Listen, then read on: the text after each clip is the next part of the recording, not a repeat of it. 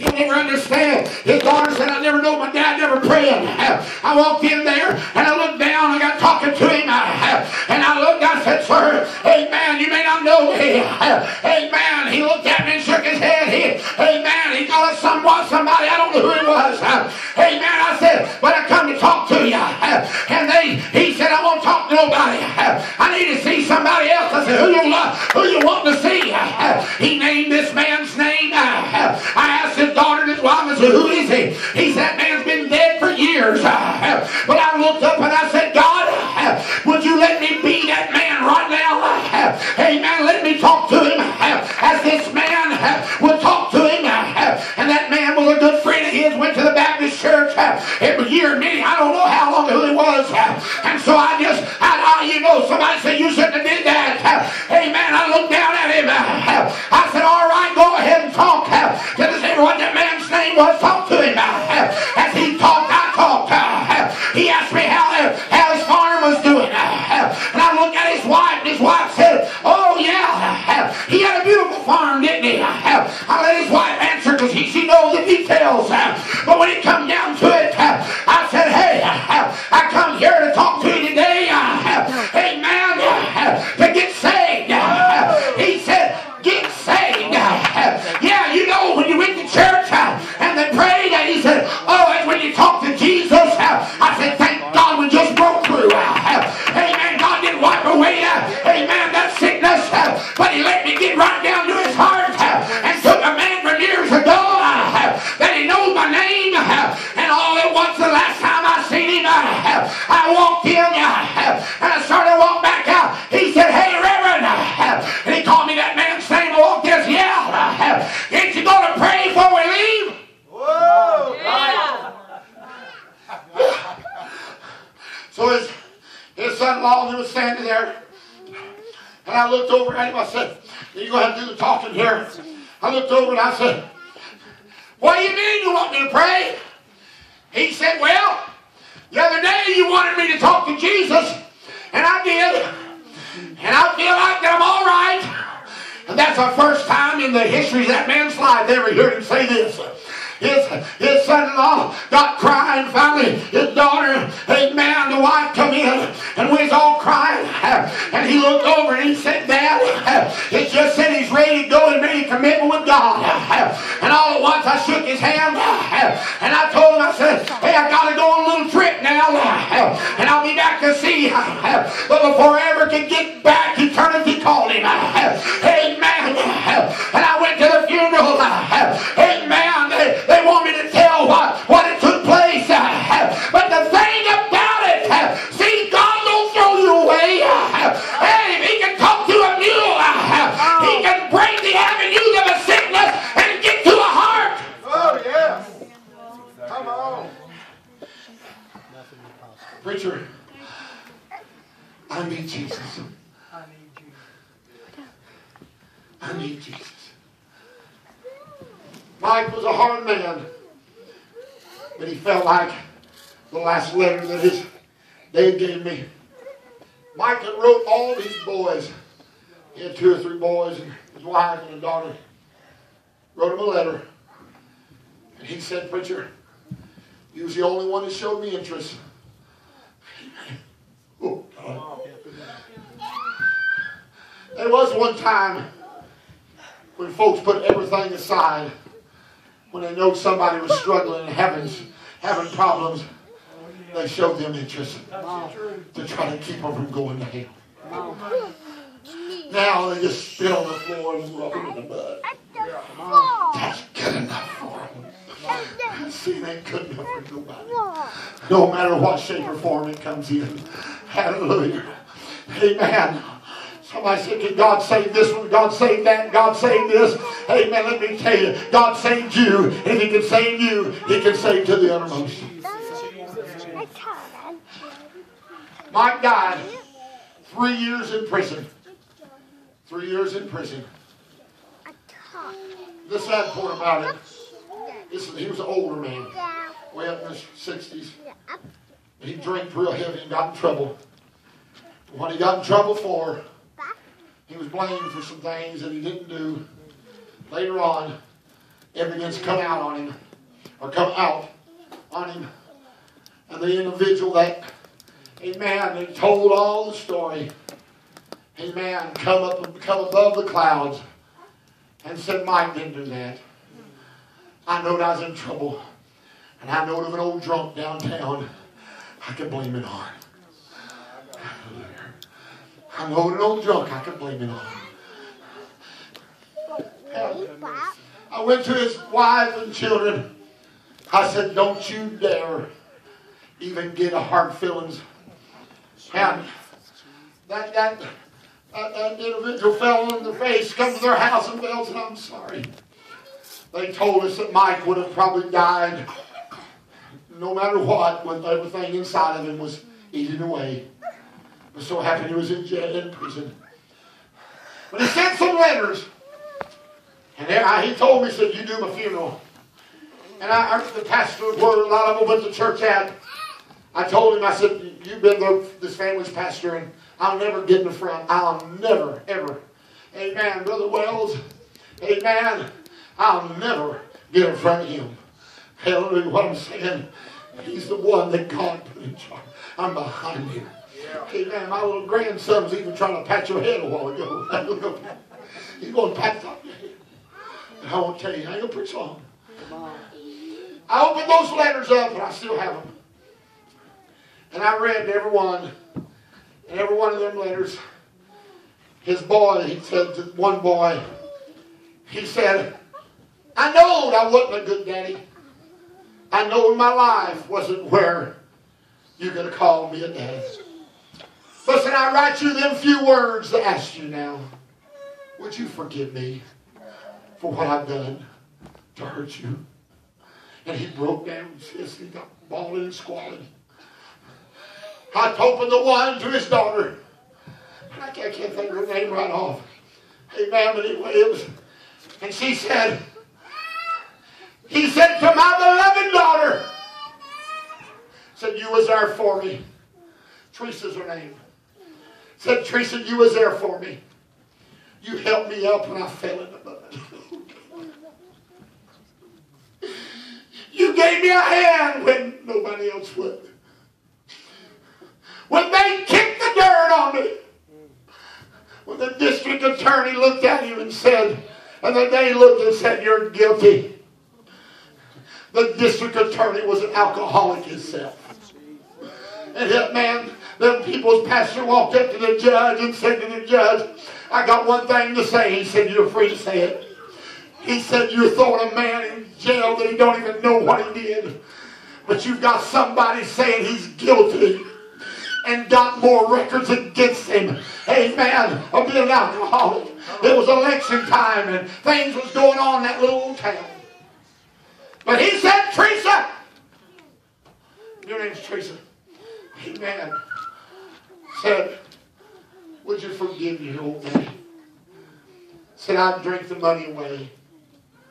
I wasn't good to your mother. I wasn't good to you. But said, you was there for me. You helped me up. It may be hard to ask you. But thank God somebody's still reaching out. Yes. Hallelujah. I ain't going to take that lightly. I feel this. I feel it. Oh, glory. Hey, I've been stormed about trying to help people get to heaven. Surely not. Yes, I have. I've been mocked and told things and lied on over the years. Just trying to pull somebody out of the monkey bars of sin. No, we're not for sin. But we're for that soul that needs help. Right. We're for that one that needs help. That's right. That one that they're praying and their life gets a little different. A home that gets in a turmoil. You don't know which way it's going to go. And the devil will step in and he will come down another avenue. Well, preacher, I never ever said it's good enough for them. But I'll say, come on, let's don't go to hell. Right. No matter who they are. Let's don't go to hell. Right. Come on now. And I opened that third letter up. And Bobby was the other boy's name. He said to my son Bobby, and all I could get out of that letter was, Bobby, I'm sorry. Bobby took off out of that funeral home. The mother was always, that wife of that one looked over at me. She said, go ahead, preacher. Read the rest of Bobby's letter. We want to hear it. And I read, he said, Bobby, I've not been, and he stopped right there and he said, well, I have been a bad daddy. I've not been a good daddy. He said, I could have gave you more in life, but I didn't offer to do anything with you. Hallelujah. I didn't offer to be what you wanted me to be. I said, if you'll let me tell you I love you. Said, Bobby, you ain't going to believe this. But said, I'm going to heaven. And said, the preacher was there when I said, Jesus, forgive me. Yes. From an old Catholic church, that's where he went, down to a table in a little old confinement jail cell. He said, Bobby, would you please accept my sorries and apology? I'm sorry. And then he wrote it to his good wife. And he called her by her name. He said, I really do love you. He said, if you'll forgive me. I wish I'd have told you all of this before now. And all at once is that good mother broke out there. And she said, Mike, we forgive you. Yeah. He's already gone, but this is what they said. We forgive you. Brother, I walked in front of a casket back last year, soon be a year. And I seen my nephews walk up beside me. And their daddy laying in a casket. 57 years old, my brother. And Daniel looked over and said, Dad, I'm going to miss you. Don't you think I'm carrying alone tonight? And a heaviness on my heart. And this was my chance, amen. And the devil noted what was going to happen in this services. And Daniel looked up to me. He said, Uncle Rock, just tell me Daddy went to heaven. Brother Craig, I couldn't. My brother, not even a year ago, I couldn't tell him. I said, I can't tell you, son. Tell me that he went to heaven. I can't, Daniel. I can't. That's a terriblest feeling you ever want to get into. All right. When somebody comes up to you and say, tell me they went to heaven. And I say, I can't. I just put them in heaven, just God, and hope some words in the avenues of their mind. Maybe they talk to God. I don't know. Right. A few days I went to my nephew's house and sat down with him. When I walked in, he broke down and cried. He said, Uncle Rock, I don't know how much I can take this and live. He's a young man. See, it's scary now when they get talking like that. But I said, Daniel, you went across the highways of life. Now come down the road going to heaven. I'm going to preach right here. I'm going to get it close. It's a song we sung the other night, or just a little of it. Remember our mother praying many times. And God rescued us from the world of sin. I've seen my wife fall on her face many a night. I said, oh God. Oh God. Nobody knows what another man goes through. Nobody knows but what you and Sister Wednesday went through. Nobody. And I hope they never have to find out what we've had to face in this life of sin. Oh, I feel this strong tonight. It's coming different. I thought. I want to tell you, you're looking at a preacher that's got a big heart. You don't want nobody to go to hell. Yes. And I still can live old time holy and tell folks you don't have to die lost and go to hell. And anybody tells you anything different, you tell them, Brother Kirk's got a big heart, and I'll crawl in the mud for their children too. Yes. We went out of that funeral home. Brother Wells, I found Bobby. I said, Bobby, you can't leave. I got to read you the rest of this letter. He said, well, go ahead. Just me and him. And he fell over the hood of the car, and he bawled and squalled and beat the hood. He said, why didn't my daddy tell me this before? Why didn't my daddy tell this before? I said, Bobby, he had something leading him. Something was a guide him. Something had a hold of him. And I said, he's trying to tell you, don't go the way he went. Amen. Go the way that he's found is towards heaven now. Bobby walked back in the funeral home, me and him, and everybody was gone. I said, Bobby, you got to go back. You got me, and you've got to walk in there. We walked in there, and they was getting ready to roll him down. Crank the old casket down. Getting ready to close the lid. I said, just a minute. Brother Wells, he walked over, he looked in that casket. And here he seen his daddy. He said, this ain't my daddy. I said, no. It's just an old body. Just a resemblance of the looks of your daddy. But I said, your daddy's got a new body. And you don't have to worry about him. Amen. And the last words I heard Bobby say before I left on that afternoon, Sister Stephanie, is what he said. I'd sure like to love to go see my daddy. See what God did. As that old song said, if I could hear my mother pray again, if I could hear her humble voice. That's where the Lord's talking tonight. Can we bow our head in this service? I can't preach like others. Ray Fox is here tonight, and he's my dear friend. And I know they're getting older. I know that. When I seen him come up there, he hurt.